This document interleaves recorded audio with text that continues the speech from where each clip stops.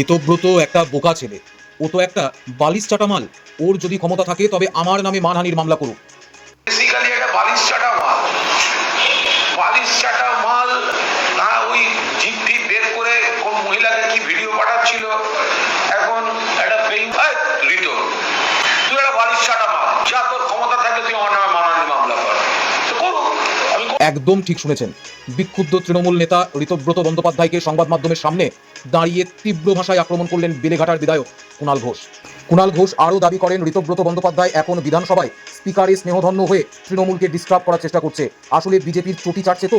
আর ওর সঙ্গে যে সমস্ত বিক্ষুব্ধ নতুন তথাকথিত বালিশ চাটা তৃণমূলে যোগ দিচ্ছে তারা শুধুমাত্র নিজেদের দুর্নীতি ও পাপ ঢাকতে বিজেপির গ্যারেজে গিয়ে আশ্রয় নিচ্ছে, এমনই মন্তব্য করেছেন কুণাল ঘোষ। কুণাল ঘোষ সাফ জানিয়েছেন এবার সবার দুর্নীতির ফাইল তিনি নিজে মুখ্যমন্ত্রীর হাতে তুলে দেবেন।